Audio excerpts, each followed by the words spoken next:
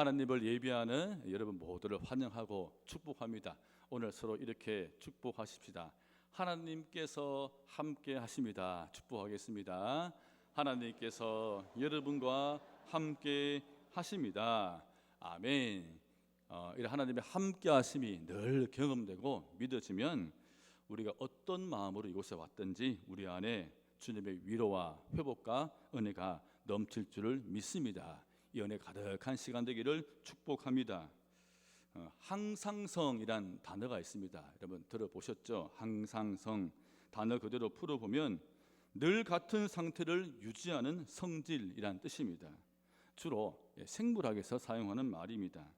우리 몸에는 주변 환경에 의해서 깨진 그 몸의 상태를 원래 상태대로 복구해서 가장 좋은 상태, 건강한 상태로 만들려고 하는 성질이 있습니다. 예를 들면 사람의 온도가 일정하게 유지되는 것, 또 혈중 포도당 농도가 적정 수준으로 조절되는 것, 혈액의 산도가 일정 수준으로 조절되는 것 등입니다. 즉 우리 몸은 이런 항상성의 기능을 가지고 있습니다. 근데 이게 깨어지면 몸의 건강에 문제가 생깁니다. 우리 몸뿐 아니라 믿음에도 이런 항상성이 있습니다. 그래서 어떤 외부의 자극이나 환경에도 믿음을 잘 유지하는 사람이 있습니다. 믿음을 항상 잘 유지하는 사람을 보면 참 불안하지 않고 늘 평안합니다. 이런 의미에서 다니엘과 세 친구들은 어떤 외부의 환경에도 믿음의 항상성을 잘 유지하는 사람이었습니다. 오늘 본문은 사자굴 속의 다니엘로 잘 알려진 내용입니다. 이제 시간이 흘러서 바벨론이 망하고 메대 사람 다리우가 왕이 되었습니다. 이 왕은 80이 넘은 노후의 다니엘의 유능함을 보고 3명의 총리 중에 한 사람으로 세웠습니다. 왕이 그의 탁월함을 보고 더욱 신뢰해서 최고의 자리에 앉히려 하자 신하들이 다니엘을 모함해서 무너뜨릴 계획을 짭니다. 그런데 아무리 찾아도 흠을 찾을 수 없었던 그들은 이제는 다니엘이 가지고 있는 신앙을 이용하기로 했습니다. 그것은 30일 동안 누구든지 왕 외의 어떤 신에게나 사람에게 무엇을 구하면 사자굴에 넣기로 한다는 법령입니다. 그런데 다니엘은 이것을 알고도 자기 집에 가서 하나님께 기도했습니다. 함정인 것을 알았지만, 그리고 그 결과가 어떻게 될 것을 알았지만 다니엘은 늘 하던 대로 했습니다. 그의 믿음은 변함이 없었습니다. 그 결과 그는 사자굴에 던져졌지만 하나님께서 그의 몸을 조금도 상하지 않게 하셨고 구해 주셨습니다. 그렇다면 다니엘이 이런 일을 알고도 전에 하던 대로 믿음을 유지하고 믿음의 길을 걸어갈 수 있었던 그 힘은 어디에서 나온 것일까요? 오늘 우리 모두가 이 힘, 이 능력을 우리가 소유하셔서 어떤 상황에도 우리 믿음을 유지하며 우리 믿음의 길을 잘 걸어갈 수 있는 우리 모든 성도가 되기를 축복합니다. 첫 번째, 알고도 하던 대로 할 수 있는 그 힘은 언제나 하나님을 향해 열려 있었기 때문입니다. 오늘 왕이 내린 그 명령은 지금으로 보면 교회 출입 금지, 예배 금지와 같은 공적 경건 생활을 금지한 것뿐 아니라 기도와 성경 읽기, 찬양과 같은 사적 경건 생활을 모두 금지한 것입니다. 하나님을 믿는 사람들이 마땅해야 될 모든 신앙 행위를 다 막아선 것입니다. 우리는 이미 코로나 시절에 공적인 신앙 행위만 제한한 것만으로도 그것이 얼마나 힘든 것인지를 우리 다 체험했습니다. 이렇게 매주 정기적으로 예배하고 개인적으로도 말씀과 기도 생활하고 또 우리가 기독교 방송을 듣고 하는 이런 모든 우리들에게는 이 명령은 정말 터무니없는 명령입니다. 아마 우리는 하루도 견디지 못할 것입니다. 그래 10절입니다. 다니엘이 조서에 왕의 도장이 찍힌 것을 알고도 자기 집에 올라가서 윗방에 올라가 예루살렘으로 향한 창문을 열고 전에 하던 대로 하루 3번씩 무릎을 꿇고 기도하며 그의 하나님께 감사하였더라. 다니엘이 법령이 선포된 후에도 그냥 평사처럼 그날 또 하루에 3번씩 기도했습니다. 즉 그의 믿음 생활은 흔들리지 않았습니다. 그가 알고도 전에 하던 대로 이렇게 할 수 있는 그 힘이, 첫 번째 힘이 10절에 나옵니다. 10절 말씀 보니 예루살렘으로 향한 창문을 열고입니다. 예루살렘은 하나님의 성전이 있는 곳입니다. 그리고 그 하나님의 성전에는 내가 너와 함께한다라는 주님의 언약궤가 있는 곳입니다. 다니엘은 항상 언제나 하나님을 향해서 온 마음과 힘과 생각을 열어놓고 살았던 것입니다. 다니엘은 지금 3명의 총리 중에 한 사람입니다. 그리고 가장 신뢰받는 유능한 사람입니다. 그러면 왕에게 바로 가서 이 명령은, 이 법은 부당하다고 건의할 수도 있습니다. 어쩌면 자신을 위협하는 사람들과 타협할 수도 있습니다. 그러면 충분히 지금 당장 이 위기는 벗어날 수가 있습니다. 그러나 다니엘은 그렇게 하지 않았습니다. 늘 그러했듯이 그는 먼저 하나님께 달려갔습니다. 그렇게 평상시처럼 자기 집에서 기도하면 사람들이 창문을 통해서 그 모습을 지켜보고 있을 것이라는 것을 알고도 그는 여전히 전에 하던 대로 하나님께 기도했습니다. 하나님, 오늘 또 제가 이 시간 하나님을 보고 싶어서 나의 하나님께 달려왔습니다. 저는 그저 하나님만 바라봅니다. 이런 기도의 마음입니다. 하나님께 달려간 다니엘이 어떤 기도를 했을까요? 지금 상황을 설명하면서 도움을 구하며 나를 구해달라는 기도의 내용이 아니었습니다. 오늘 10절 말씀 보니까 그의 하나님께 뭐 했다고 합니까? 그의 하나님께 감사하였더라. 감사였습니다. 성경에 감사 기도 내용이 나오지 않아서 우리가 그 내용을 알 수는 없습니다. 그러나 한 가지 분명한 사실은 전에 하던 대로의 내용으로 감사 기도를 드렸다는 것입니다. 하나님, 오늘 하루도 감사합니다. 생명 주셔서 감사합니다. 이렇게 주님 앞에 나올 수 있게 하시니 그 은혜를 감사합니다. 여러분, 지금 상황에 대한 그런 기도가 아닌 오늘 또 이렇게 주님 앞에 나와서 기도할 수 있음에 감사한 늘 하던 대로의 감사였습니다. 이것이 다니엘이 알고도 전에 하던 대로 믿음을 지키며 할 수 있는 그 믿음의 힘이었습니다. 우리도 이 세상 하루 살아갈 때 참 끊임없는 유혹 속에 살고 있습니다. 재물의 유혹, 명예 또는 건강, 생명의 유혹, 어쩌면 계속되는 고난과 환난 가운데 생기는 시험이나 낙심도 큰 유혹입니다. 이런 것들이 우리가 하나님을 향해서 온전히 마음을 열지 못하고 주님을 바라보지 못하도록 나와 하나님 사이에 자꾸 가로막으려고 합니다. 우리가 집에서 창문을 활짝 열고 밖을 온전히 보기 위해서, 그리고 신선한 고기를 안으로 들이기 위해서는 우리가 창문 앞에 어떤 것도 쌓아두거나 그냥 놓아두어서는 안 됩니다. 마찬가지로 내가 그 일어난 상황을 생각하거나 사람을 생각하거나 내 안위, 내 욕심을 생각하면 하나님을 향해서 내 마음의 창문을 온전히 열 수 없습니다.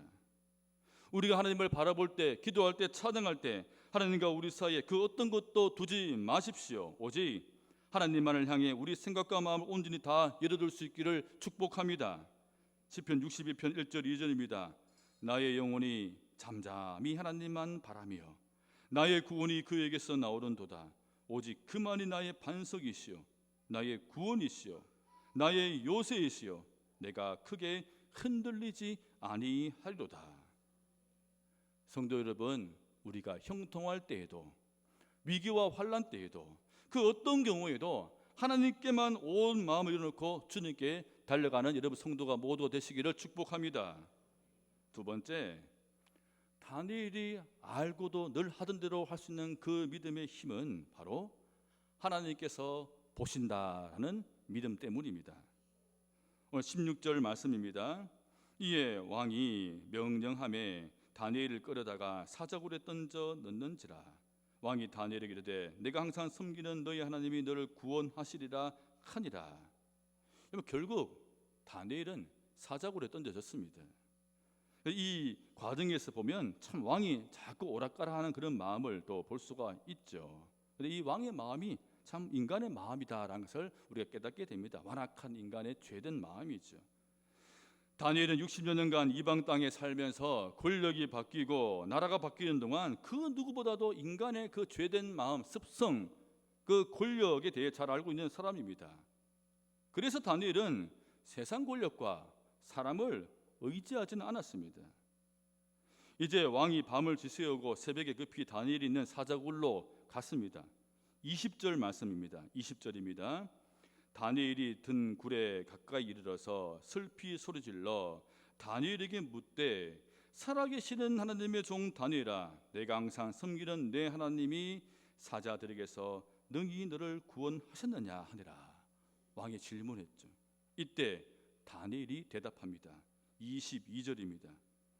나의 하나님이 이미 그의 천사를 보내어 사자들의 입을 봉하셨으므로 사자들이 나를 상하여하지 못하였사오니 이는 나의 무죄함이 그 앞에 하나님 앞에 명백함이 오며 또 왕이여 나는 왕에게도 해를 끼치지 아니하였나이다 하니라.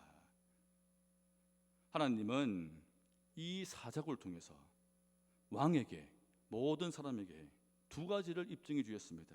첫 번째는 다니엘은 무죄하다, 죄가 없다.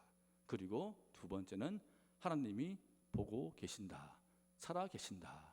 이것을 보여주셨습니다.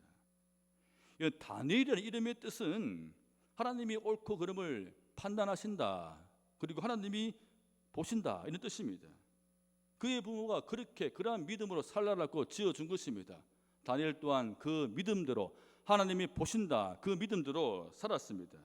그래서 다니엘은 왕 앞에 구걸하지도 사람들과 타협하지도 않았습니다. 알고도 전에 하던 대로 믿음을 지키며 살았습니다. 시편을 보면 하나님이 보신다라는 이런 신앙의 고백이 참 많이 이렇게 나옵니다. 그 중에 시편 64편은 다윗이 적들에게 위협을 받고 있을 때의 상황을 또한 이야기하는 내용입니다. 다윗이 적들의 악행을 이렇게 묘사합니다. 64편 5절 6절입니다. 그들은 악한 일을 두고 서로 격려하며 남몰래 올가미를 치르고 모의하며 누가 우리를 보랴 하고 큰 소리를 칩니다. 그들이 악을 꾀하고 은밀하게 음모를 꾸미니 사람의 속마음은 참으로 알 수 없습니다. 여기서 알 수 없다라는 이 말은 음흉하다, 이런 의미입니다. 그들은 악행을 도모하면서도 누가 우리를 보겠느냐라고 이렇게 말합니다. 그런데 실은 그들의 악행을 지켜보시는 분이 계십니다. 그 다음 7절에 이렇게 기록합니다. 그러나 하나님이 화를 쏘실 것이니 그들이 화살을 맞고 순식간에 쓰러질 것이다. 하나님이 다 보고 계신다는 겁니다. 그 다음 8절입니다. 하나님은 그들이 혀를 눌려서 한 말 때문에 그들을 멸하실 것이니 하나님이 그들이 내뱉은 거짓과 악담이 부메랑처럼 그들에게 돌아가게 하신다는 말씀입니다. 지금 우리 이곳에 있지만 저 위에는, 저 우주에는 수많은 인공위성들이 떠 있습니다. 근데 이 인공위성들을 통해서 지구상에 일어나는 모든 일을 다 세밀하게 관찰한다고 합니다. 심지어 이런 말도 있습니다. 우리 집, 여러분 집에 있는 냉장고에 있는 계란의 개수까지 파악하고 있다라고 이렇게 이런 말도 합니다. 요즘에는 우리가 나가면 사방에 카메라가 다 설치되어 있습니다. 늘 노출되어 있죠. 거의 24시간 우리의 모습이 공개되는 시대에 삽니다.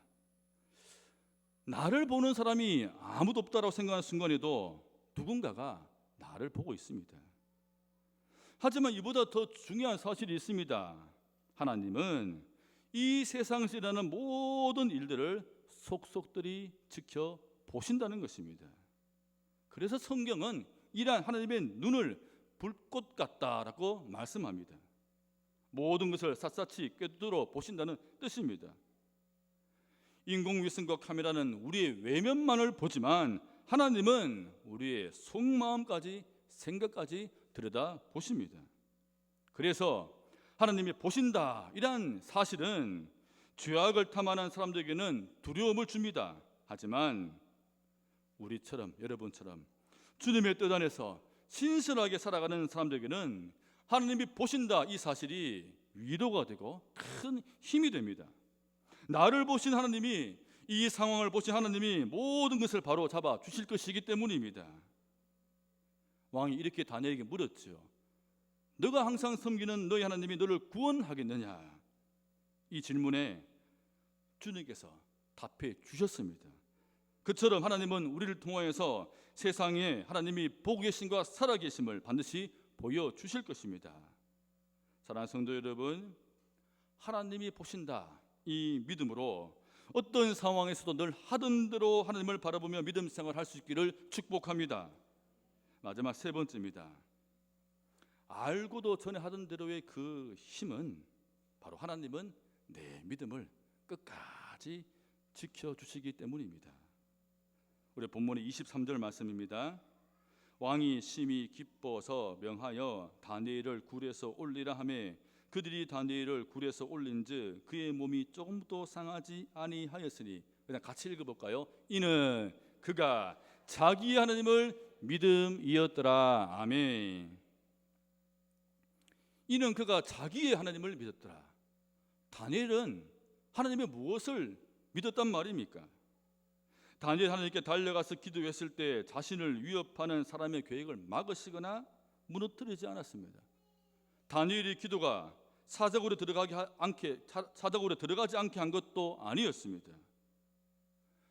물론 사자굴에서 하나님은 천사를 보내어서 이미 사자의 입을 막으셨지만, 하나님이 사자의 입을 막으시고 그를 죽지 않게 하여서 다니엘 하나님을 믿은 것이 아닙니다. 다니엘에게 중요한 것은 내가 사자굴에 들어갈 것인가, 들어가도 건짐을 받는가, 이것이 아니었습니다. 자기 하나님을 믿었다는 이 의미는 하나님께서 어떤 상황에서도 내가 하나님을 부인하거나 믿음을 버리지 않도록 지켜주셨다는 의미입니다. 하나님은 바로 다니엘 이 믿음을 지켜주셨습니다.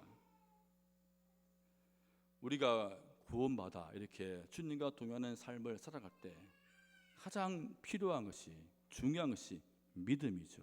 믿음입니다. 기도하면 들어주실 것이라는 믿음 필요합니다.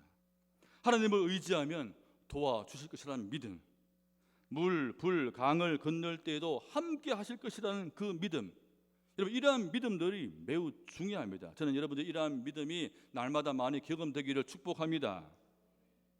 그리고 이러한 믿음 하나하나가, 이러한 믿음의 경험이 쌓일 때 우리에게 가득 채워지는 놀라운 믿음이 하나 있습니다. 그것은 바로 하나님께서 내 믿음을 지켜주신다는 믿음입니다. 우리 믿음에는 참 놀라운 것이 있습니다. 우리가 어려움에 처하면 처음에 이렇게 기도하죠. 주님, 여기서 구해내어 주십시오. 도와주십시오. 해결해 주십시오. 이렇게 여러분 기도해야 됩니다. 그런데 이렇게 기도하다 보면 어느 순간에 우리에게도 이렇게 됩니다. 하나님, 제가 어떤 어려움이 오더라도 믿음을 버리지 않게 해 주십시오. 하나님, 제가 신앙을 버리지 않고 잘 견디게 해 주십시오. 이러한 믿음으로 더 기도를 하게 되더라는 것입니다.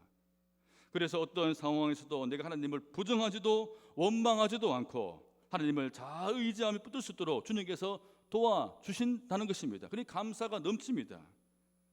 오늘 2부 예배 때 세례 받는 분이 있고 또 입교하는 분들이 있습니다. 여러분, 오늘 세례 받고 입교한 여러분들에게 이러한 믿음이 넘치기를 바랍니다. 우리 이제 모두가 성찬에 다 참여합니다. 여러분, 우리가 예수님의 몸과 피를 받으면서 여러분 가운데 이러한 믿음이 가득 채워지기를 축복합니다.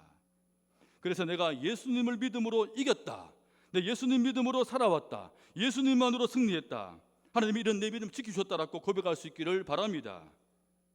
성도 여러분, 하나님은 내 믿음을 반드시 지켜주신다는 믿음이 충만하여서 어떤 상황에 오더라도, 어떤 일이 일어나더라도 늘 하던 대로 믿음 생활할 수 있기를 축복합니다. 오늘 말씀을 맺습니다. 여러분, 성도는, 신실한 성도는 알고도 전에 하던 대로 믿음대로 살아가는 사람들입니다. 여러분, 우리는 늘 하던 대로 믿음의 방식으로 살면 됩니다.